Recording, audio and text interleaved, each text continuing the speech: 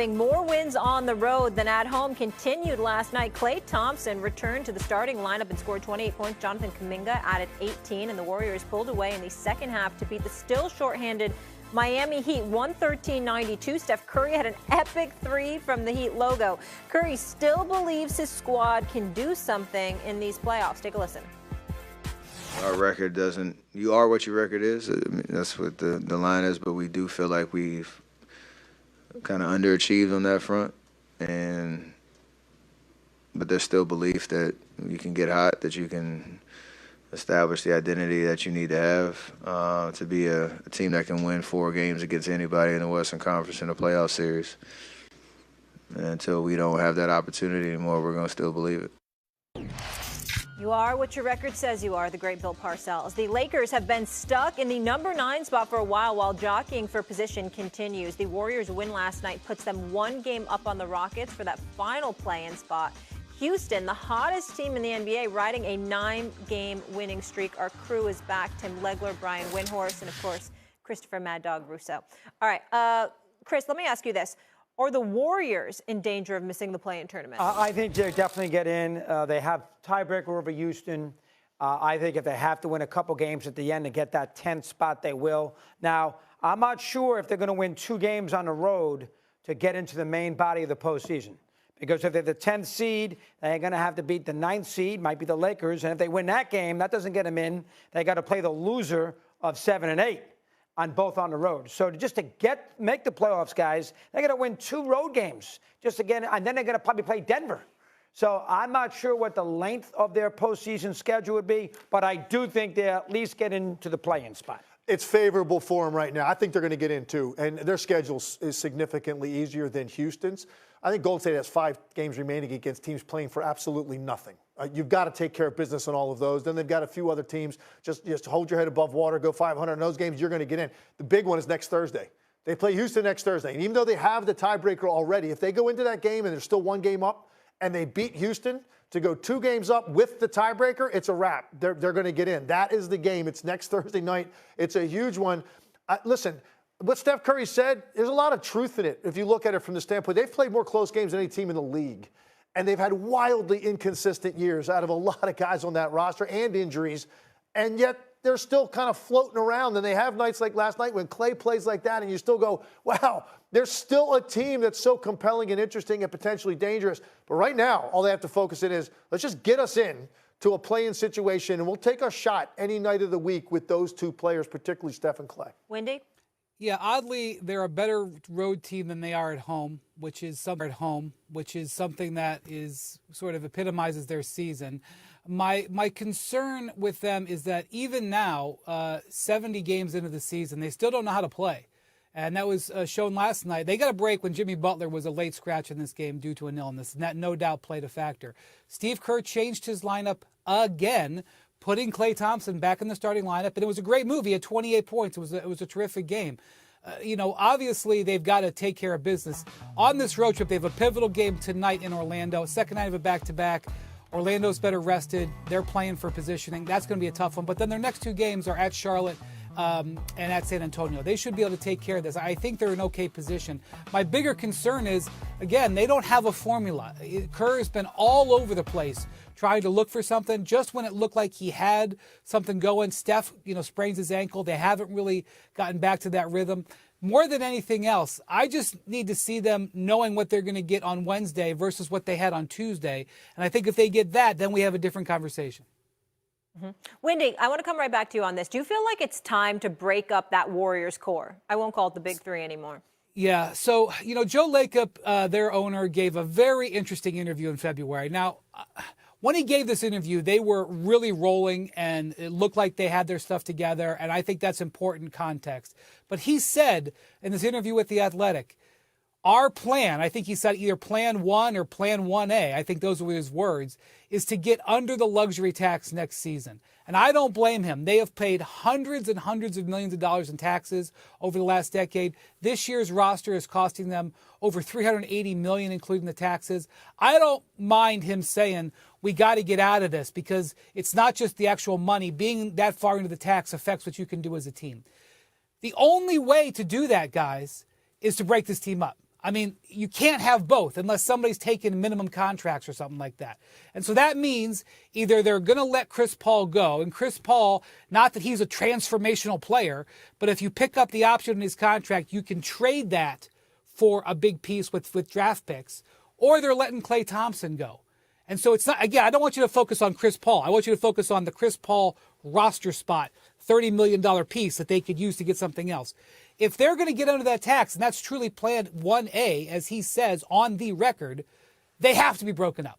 There's no way to functionally, massively improve their roster, and you're going to be negotiating with Klay in some sort of pay cut situation that potentially he's going to have other bidders on. So I don't even think it's a question mark. I think it's a statement of fact, and I think they're going to try to lean in to their young players and find a mix. And you know, they actually can give Steph another year this summer. They can give him a 1-year contract extension, and that'll be interesting if he's in the mood to do that, or if they're in the mood to do that. That'll be kind of a referendum on his opinion of what they might do.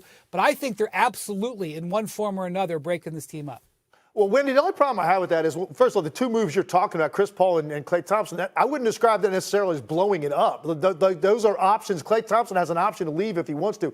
They offered him 2 years, 48 going into the season. He didn't necessarily like those numbers. You see the way he's played this year. I personally think Klay Thompson stays in Golden State, and I think Klay Thompson stays for something similar to what they offered him a year ago based on how he played this year. I really think there's something to it with Klay Thompson wanting to stay his entire career in Golden State and play with Steph Curry. I do believe that. I'm not saying it's out of the question. It's certainly nothing I'm surprised by in this league anymore. That's not exactly blowing it up. When I think blowing it up, like what that means, what are you doing with Draymond Green and Andrew Wiggins? I mean, they owe those two guys $160 million over the next 3 years.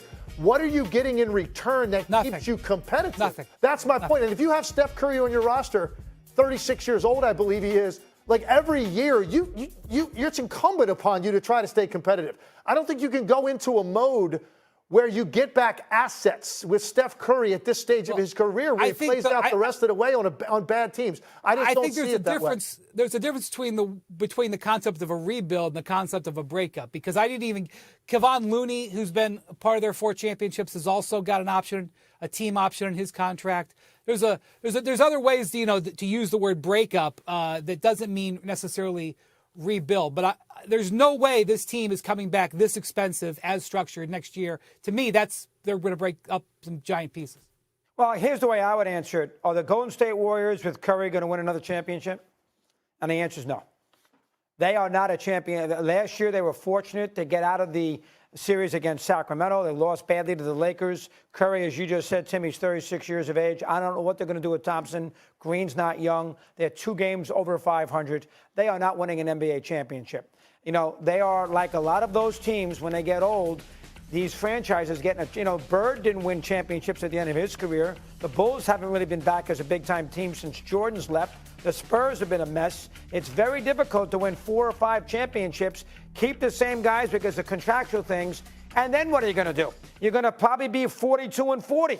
So I think they're going to be in this situation for the foreseeable future until Curry retires, where they're going to be fighting at the bottom end of the postseason in the Western Conference, try to sneak in, maybe catch a little magic. But as far as them playing in middle of June for a title with this core, meaning Green and Curry, I don't think that's going to happen. I completely agree with that. Those days have sailed, but I do think if Steph Curry's on your roster and he hasn't had a precipitous decline in his game, you have to try to be competitive. You got it. What choice do you have? Because if you go and think about trading those guys, first of all, are you even getting back younger assets that help you win? I don't think so. So it's easy to say it. Yeah, you know what? Blow it up. Look at the results the last few years. To actually pull it off and put players around a player like Steph Curry, a transcendent generational player that is still playing at a really high level, stay competitive, that's going to be very difficult to do. I do agree with you, though. I think, unfortunately, Steph Curry era has ended in terms of winning championships. And I think he's going to retire as a Warrior.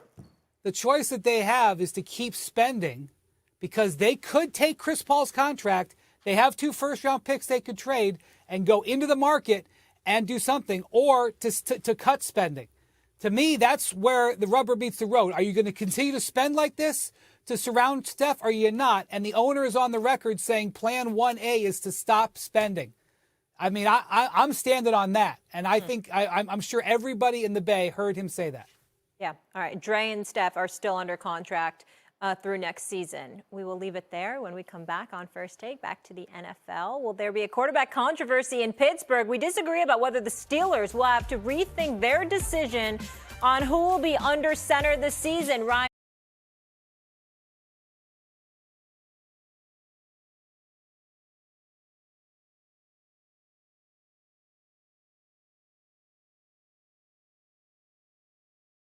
What a game we saw between Iowa State, who knocked off Maryland, and Tara Vanderveer and Stanford. 99 career NCAA tournament wins, 100 sends it to the Sweet 16. And that is Cameron Brink and Audie Crooks. Just came in with a 40-point game, and it's back and forth. Brink down low, causing trouble for Crooks, who was 2 of 11. Iowa State in the first half. Iowa State had a 2-point lead. Into the third, Brink gets called for the foul. That's her 4th, and had to head to the bench. One of the stars in the college game. But they have more. And this young lady, Kiki Iriafen, was absolutely out of her mind in this one. Stanford leading by 2. Emily Ryan, a spectacular game for Iowa State, knocks down the 3. We're tied at 57. Ryan, step back, bottoms. Iowa State takes the lead. On the other end, off glass. Stanford back up 2. And then the 3 goes from Brooke Dimitri. Down low in a tie game. Iriafen can't get the bucket to go. We head to overtime. In overtime, put 2 more on the board. Iriafen good there. Crooks down low.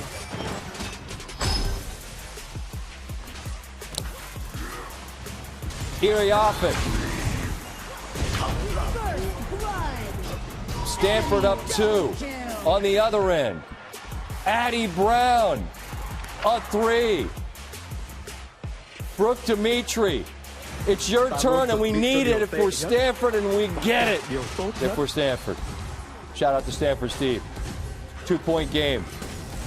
Down low. It doesn't go in the paint. Brown can't get that. Free throws are made. An enemy has been defeated.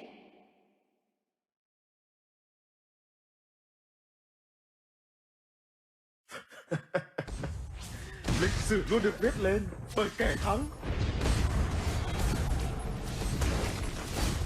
It was an easy decision because if you think about what we did last time. An enemy has been defeated. Double kill. Is a boost.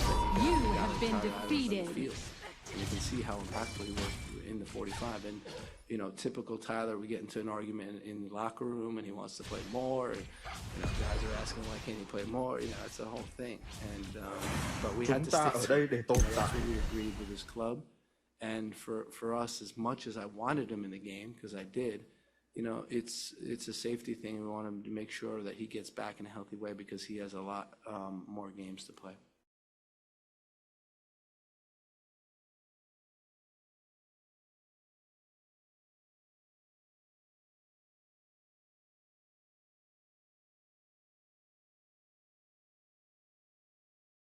The takeaway from these 45 minutes from Houston in this game were what? We've often talked about this. How will the game be officiated?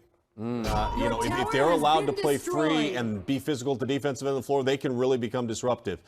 If it's a tight whistle, all of a sudden you're seeing your opponent go for 40 free throws. That's 45. What 45. Yeah, 45 free throws for Texas A&M. It forces you to be a little bit less aggressive at the defensive end of the floor. That allows you to get better quality shot. The other thing that concerned me a little bit about Houston tonight, offensive rebounds. Just the ability to get on the offensive glass. 23 offensive rebounds by Texas A&M. Radford, who you mentioned had the big scoring day, also led them in offensive rebounds from the guard position. And so I think a little bit of concern there, but I think you really got to be pleased with Jamal Shead. I mean, the quintessential best leader on the floor, the coach, extension of the coaching staff, all the superlatives you want to throw at this young man. He has stepped up time and time again, made big moments, made big reads, and put his team in position to win. And the NCAA tournament, you usually have to go through a game that doesn't go your way. Bingo. This might be that game for Houston in order to make sure they get to the Final Four.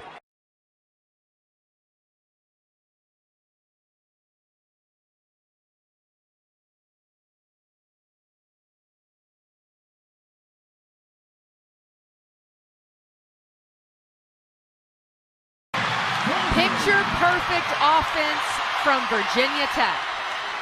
Walker! A half-court heave to beat the buzzer. Oh my goodness, Jada Walker. Jada Walker had something to say about it. Baylor up 3 as we head to the fourth.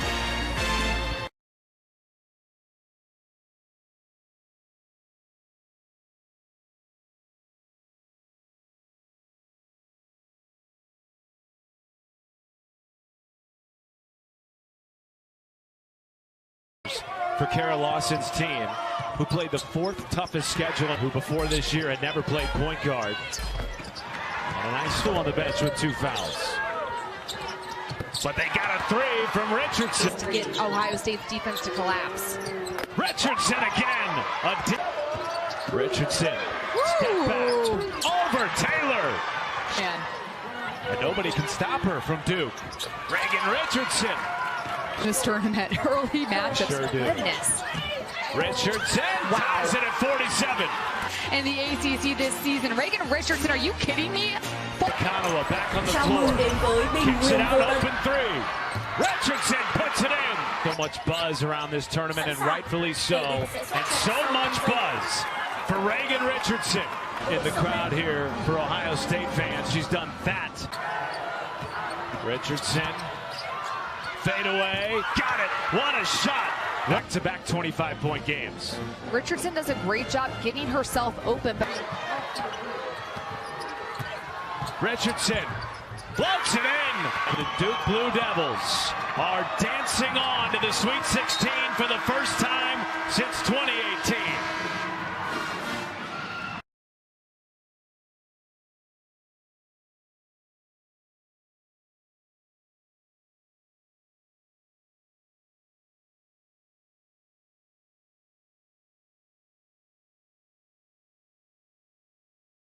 What a game we saw between Iowa State, who knocked off Maryland, and Tara Vanderveer and Stanford. 99 career NCAA tournament wins, 100 sends them to the Sweet 16.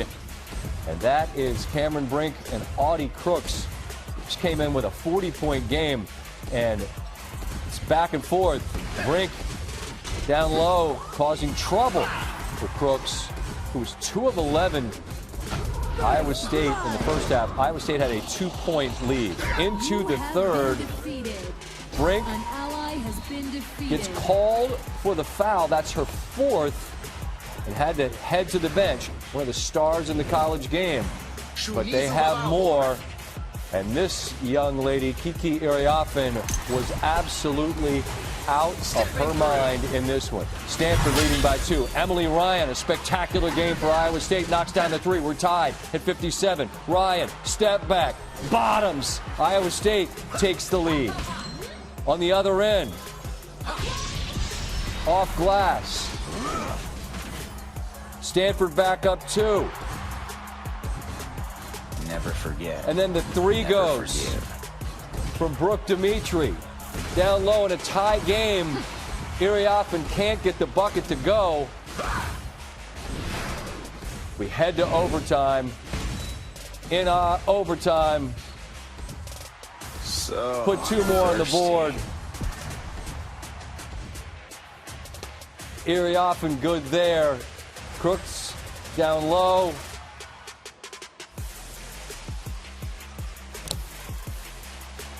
Iriafen. Stanford up 2. On the other end, Addie Brown, a 3. Brooke Dimitri, it's your turn, and we need it if we're Stanford, and we get it if we're Stanford. Shout out to Stanford Steve. 2-point game. An ally has been down low. It doesn't go in the paint. Brown can't get that. Free throws are made. Never forget. Never forgive. You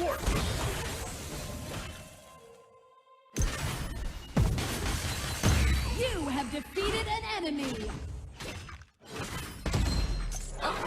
It was an easy decision because if you think about what we did last time, it was too soft. For us, when we would hit 45, we wouldn't use a window, and we wouldn't use so thirsty. Stasis. And you can see how impactful it was in the 45. And you know, typical Tyler would get into an argument in the locker room, more. Your team has destroyed a tower. But we had to stick to it. You know, that's what we agreed with the club. And for us, as much as I wanted to do, you know, it's a safety thing. We want to make sure that he gets back because he has a lot more games.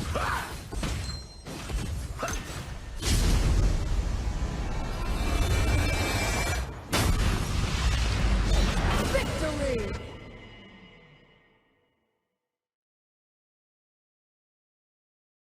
The takeaway from these 45